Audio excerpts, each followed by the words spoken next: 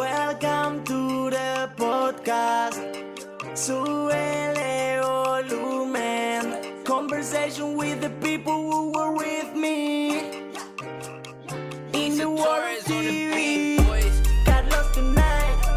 Carlos tonight. Historias de un reportero. Carlos tonight. Carlos tonight. Bienvenidos and welcome to another exciting episode of Carlos Tonight. This week I want to introduce you to the creator of the internationally recognized comic book series El Peso Hero, a character who uses his forces of good to help those along the U.S.-Mexico border. Hector Rodriguez III, welcome to the podcast. Hey, how are you? Hey, thanks for having me, Carlos. Thank you. An honor, un honor. It's good to see you and finally meet you. Likewise, man. Yeah, you've been making waves. I saw that interview with Havoc, Yeah. the luchador from San Diego, right? Oh, yeah, cool. Yeah. So you're a busy person, and you're not only the comic book creator, but you're also an educator, and then you're also the founder of the Texas Latino Comic Con, which, by the way, I went to 2 years ago with my nephew, Oh, and it was yeah. amazing. We did cosplay. He entered a contest, and he ended up winning, I think, second place. Oh, nice. What was he? I'm trying to recall. He was the Joker, but Oh. the video game version. Yes, awesome. Yeah, and I was like the Latino Spock. Oh, yes, I remember. Do you remember that? Yes. That's Cool. awesome, man. So, my first question is, where did your love for comics start? Well, I grew up in the border, and really cool thing about the border is that it's such a bridge between cultures and worlds, and so I had definitely had the privilege of consuming the entertainment medium in Mexico and in the States, and so my love for comic books, comes from las historietas, as well as my father being a fan of Sergeant Rock. He was veteran military, and so he brought in home Mad magazines. I remember those. Yes, and so Sergio Aragonés, great Latino Spanish Mexican artist. And so I mean, just early geek stuff, man. And so in growing up watching lucha, El Santo Mhm. Tinieblas, Blue Demon, Mil Máscaras, being part of that world as well, and being a fan of American comic books too. Yeah. Did you have a favorite character growing up? And if so, have they inspired what you do today? Well, I would have to say that, I like to say El Santo, is El Mascarado de Plata. Watching him with, maybe it's just that something about those greater than life characters that you were able to feel and meet up, and they not also that, but they were.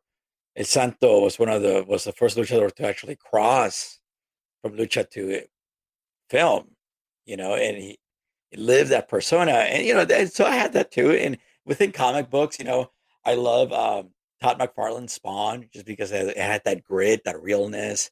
Here's a African American protagonist, front and center cover, as Spawn. So tell me the moment you created El Paso Hero. Well, for me, I grew up in the border, but it was my dad being an Aggie for Texas A&M University. We moved from the border to Central Texas to College Station, and so to me that world was a culture shock. And I mean, one positive thing is that I had each Friday my father took us to comic book stores. In the border, there weren't any comic book stores. I mean, you would have to go to your VHS rental mom and pop place, and they had the baseball cards, and they had maybe the comic books on the side, and so that was it for me. But going to an actual comic book store was a whole different experience. I was a kid in the candy store, but that lack of representation wasn't there. One of the things that I love about some of the just the Latino cinema was that, you had heroes that spoke your language, ate your own foods. When was the last time you saw Batman eat empanadas or menudo pozole? And so to me, I long for that representation, seeing my culture front and center, seeing my language, uh, and my family, is of all shades, and so seeing a brown superhero there, it's something so uplifting, inspiring, and so yes, it wasn't until 2003 that I had one of the initial um, lights flicker or flame to create a Peso Hero, visiting my grandparents in the border and hearing some of those myths, rumors, and some of the crime stories, and you know, wanting somebody to stand up and defend the border. And so I was like, "Whoa, I'll just do it myself." Creating a Peso Hero. Nice. That's awesome. Do you ever get the opportunity to talk to folks and get what their reaction to your comic book? Or Yes, what's it like? it's it's been I it's been a very interesting experience. Within Latino community, 100% on board. I'm very thankful. All the, very blessed that the community, our community, has been supporting me. Um, and so yeah, I mean, within the mainstream comic book industry, you get like, oh, why does he speak Spanish? They don't really quite get him, and so this was 2011, and I started doing comic book conventions. El Paso Hero started as a webcomic July 27, 2011, which will be about 10 years tomorrow. And so it's a webcomic, and that feedback's been, yeah, I mean, it's, I have fans that are from both political, philosophical sides, and they do understand the need, uh, for border security, or the border trauma, having border patrol agents that are fans, seeing the real world um, realities of both sides, right? Just that moral gray ambiguity that exists when the comic books exist in the border. And then yes, then you have the super humanitarian El Justiciero defending the migrant families crossing the border too as well. Yearning for that new life, and wanting to be part of something greater than themselves. Tell us a little bit about the main character, Ignacio Rivera, right? Right, Ignacio Rivera, very humble. Or I'll say, it's with Ignacio. He's very humble, and so um, one of the great things that I have him, as you can see right here, he wears a white shirt, blue jeans, uh, boots, like a norteño, Southwest Texas. I grew up wearing boots, and my tío, he looks like a tío. He looks like my tío. Like a lot of my students' parents, farm workers are jornaleros. Migrant workers. Yeah, just very simple. Ignacio Rivera could be anybody in your family. It could be your abuelita, white shirt, blue jeans, cowboy boots. That's all it takes. Heed the calling. Be a superhero. And so you have a lot of that's the very essence, right? And so without digging too much of the story, I used to watch a lot of Mexican soap operas, a lot of novelas, either from Colombia, Venezuela, Mexico, and so the twists and turns, the characters, that drama, it influenced the pages of El Paso Hero. Do you remember a telenovela called Stefania from a long time ago? Oh man, you sound familiar, yeah, but it's Yeah. wait. Gosh, was it like mid-90s? I think it was like 80s because I remember my parents would take me to their like friend's house and they would all watch this telenovela and I got sucked into Oh it. man, And I'm like, oh, this is great. I've never seen another one oh no. after that. Yeah, see, for me, it was like late 80s, early 90s. My mom used to watch Cuna de Lobos, the the the matriarch of the family being a villain, scheming and such. And so that's one of the influences that I have as one of the villains in my story, as well as Maria Felix. Gotcha. So your character Ignacio Rivera, was he created based on someone you knew? Um, it's interesting because it's in order for me to write well, I do have to dig into a lot of my own personal experiences. Living the border, uh, being in Mexico, and it would not be an authentic character if I don't have a little bit of myself in Ignacio, right? And as well as some of the very universal themes as well, specifically surrounding immigration, which is not just exclusive to United States and Mexico. It's something that is a human experience for hundreds of thousands of years. Súbele volumen. Conversation with the people who were with me. In the world TV. Carlos tonight. Carlos tonight. Historias de un reportero. I'm talking with Hector Rodriguez III, the creator of El Peso Hero, a comic book series that takes place along the U.S.-Mexico border.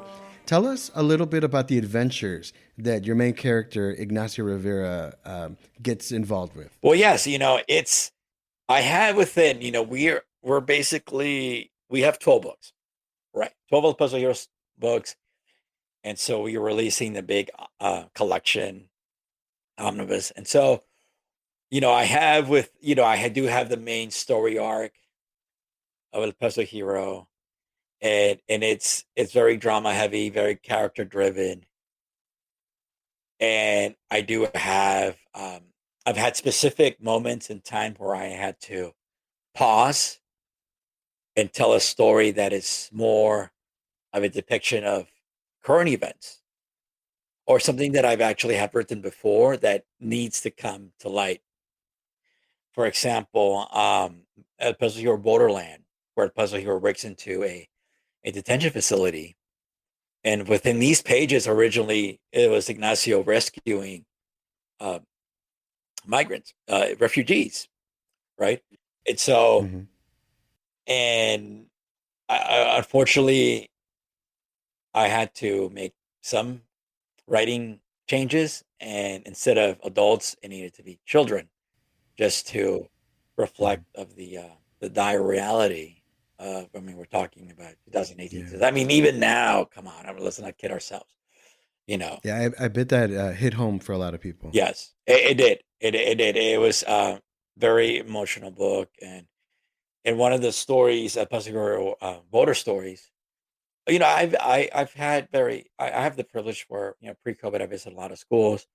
I was in a school in Austin, and one of the fifth grade students there made a personal connection, and she was in tears because she's never seen a comic book, a piece of literature that really spoke to her, that from her own experiences crossing as being 5 years old with her mom, just them two by themselves crossing the Rio Grande, and it was very impactful, very personal, and brought a lot of feelings, and for me it was such a humbling experience as the creator writer that you know eh, maybe within these pages she's able to feel a connection that her story, her journey is being shared with the That's world. awesome that you're able to provide that to kids who sometimes may have not seen a comic book or anything like that. That's awesome. Congratulations, by the way. You said 10 years? More than 10 years? Yes, 10 years. 10 years. Big milestone. How are you going to celebrate? Well, we launched a very successful crowdfunding campaign in May for the anniversary collection, and so it really, um, it's something just for the heart, just the hardcore fans, and so we're very humble that we have a following, and as well as, we're looking for that. It's 10 years to finish a story arc. Uh, Yeah. yeah, nine books actually. Take that back. 12 books. Yeah, 12 books. Wow. You finish a story arc. And it's your baby. Right, yeah, and so and so everybody's excited for that, and and one thing that I do, I am very lucky to blessed that I have a team and an artistic team with me now. I have a Chema from Mexico, a Guillermo from Argentina, a lot of support from different artists, different cover artists, from all walks of life. And yeah, they just feel connected to Ignacio, to El Paso Hero. And so, we're looking forward to telling more El Paso Hero stories. Um, Where did you get the name, by the way? Peso Hero, it's Spanglish, El Peso Hmm. Hero. And so, uh, one of the stories behind the name, the moniker, is that the Border Patrol agents were belittling his heroics. Well, in Mexico, he's known as El Toro Pesado, like the myth, the legend, kind of like the mito. And so in the States, across the border, they started calling him El Peso Hero because his heroics are with a devalued peso. And so kind of like it put on belittling him, but that moniker catches on, right? Like Hmm. wildfire. And Ignacio takes it on. Yes, I am El Peso Hero, you know. And so it's just something that evolves. That reminds me, I was watching an episode of Superman and Lois Yes. on the CW, and they had like what is it? Like a moment like that where you just described, where Lois is like, "What's your name?" And he's like, "Whatever you come up with, or the media comes up with." And then he flew off, and then another stranger comes and says, "Who was that guy?" And she goes, "That was Superman." So that's pretty cool. Exactly. So I read somewhere that your comic book may be turning into a feature film. Tell me if that's true, and if so, what can you share? Yes, no, definitely. Within the span of 10 years, I've had moments where I've had interested parties in creating, bringing El Peso Hero, the story of Ignacio, to the bigger screen, to the larger screen. And we were always looking for the right partner, something that really get the world, get the character sense. And, because it's something that's, me, myself being indie, being independent, I've always been very protective, because I do have friends that work within the mainstream comic book industry, and some of the challenges that comes around with, creativity. Do you really own the character, or, is it borrowed? And so, um, like you said, this is, kind of like my baby, right? And so I've always been very protective of who I share the world with Ignacio. But it was 2019.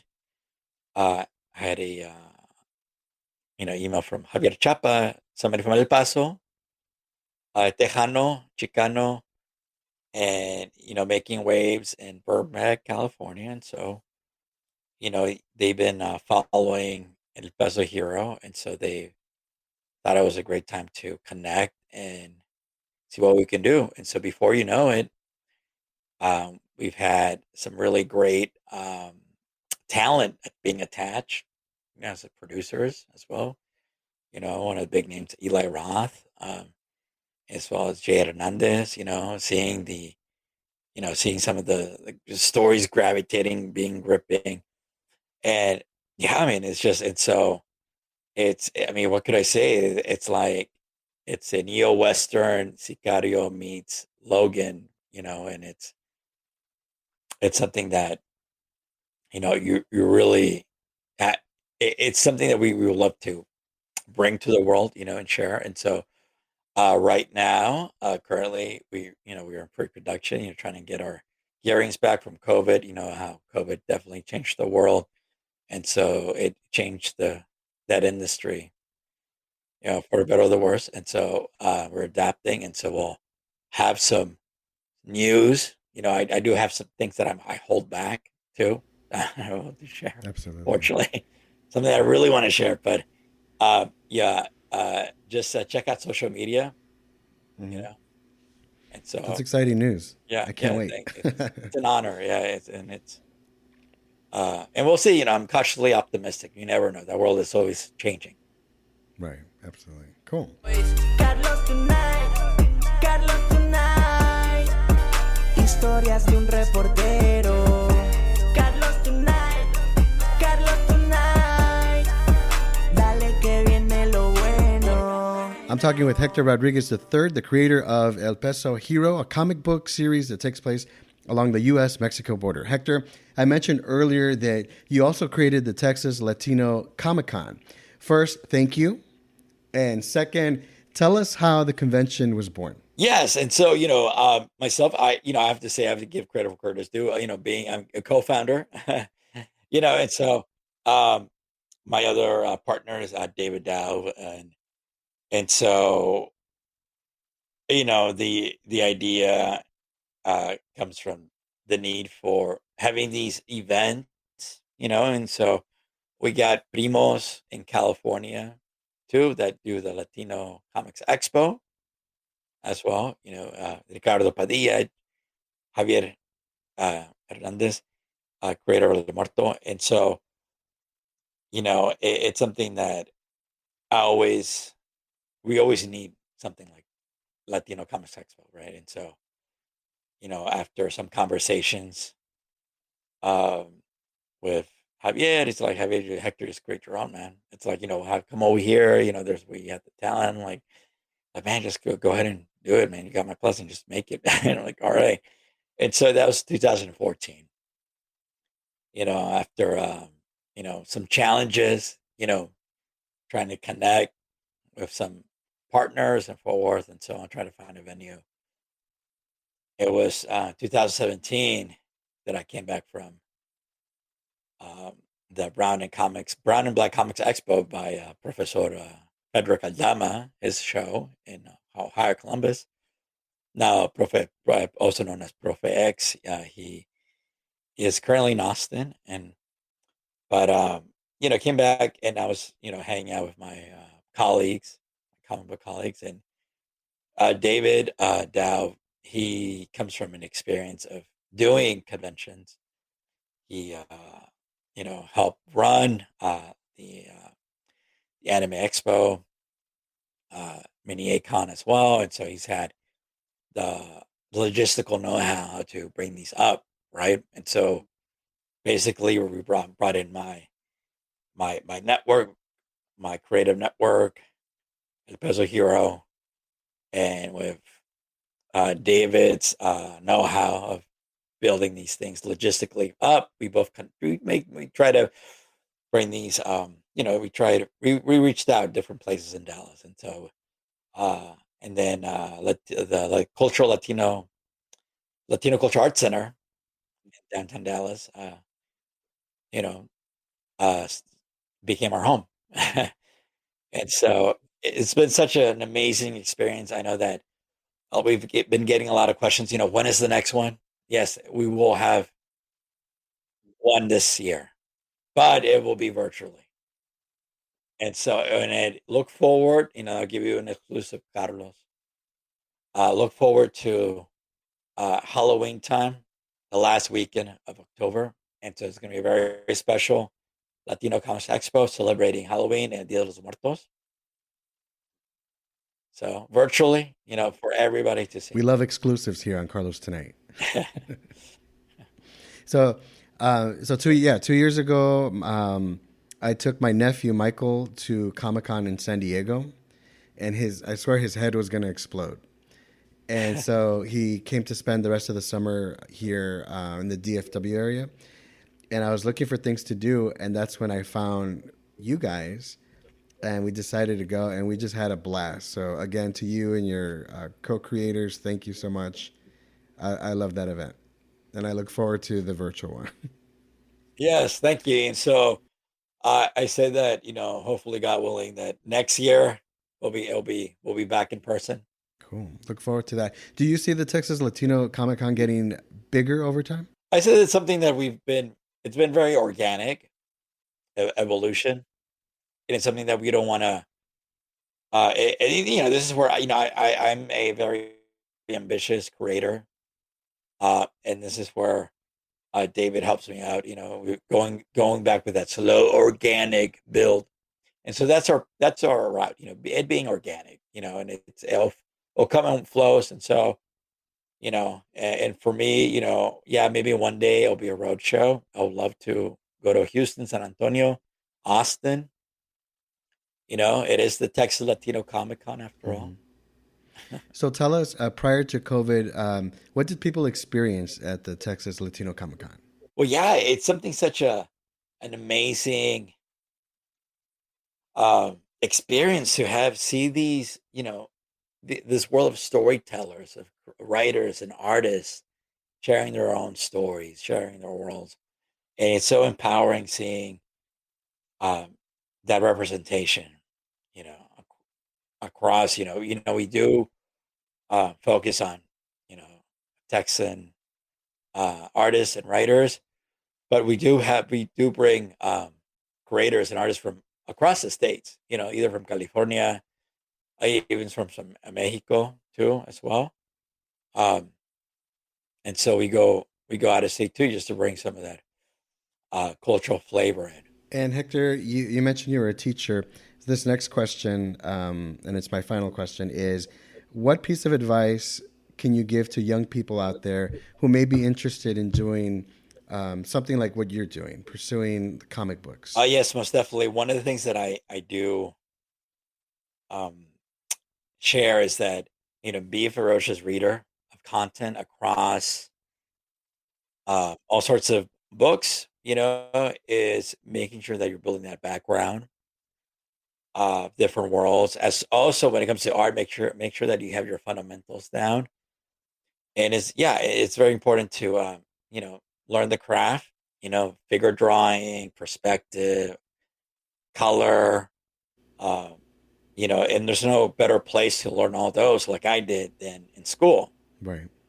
First of all, it's free. And there's some really amazing educators out there with a love with that. And so, and as well as, reaching out to the artistic community and share your work, because, the sequential art is very specific, and it's something that you need to dedicate a lot of time and study, and you need, have that passion and love. That includes either Western sequential or Eastern, like manga. All forms are amazing. And so I recommend just to read the crafts, study, and just read as much as you can. All sorts of stories. There's amazing stories out there. Can people reach out to you on social media? Oh, yes, most definitely. You can reach me at elpesohero.com. You can also go to riobravocomics.com as well as our Instagram at El Peso Hero. You can email me at riobravocomics@gmail.com as well. Awesome. Hector Rodriguez III, thank you so much. You're an inspiration, and you are welcome to come back on the show anytime you want. Hey, gracias, Carlos. Un honor. Thank you so much for the opportunity. Echarle ganas. God bless and continued success. Súbele volumen. Conversation with the people who were with me in the World TV. And that's a wrap. Thanks so much for listening and watching. Don't forget to rate this episode of Carlos Tonight. We'd really appreciate it. Carlos Tonight is written and produced by yours truly, Carlos Correa. Big thank you to Skin Gales for creating my theme song. You can check out new episodes of the podcast Wednesdays wherever you get your podcasts, including Spotify, iHeartRadio, Google Play, Amazon, Apple Podcasts, and YouTube. You can also check out this and all other episodes at carlostonight.com. Dale que viene lo bueno.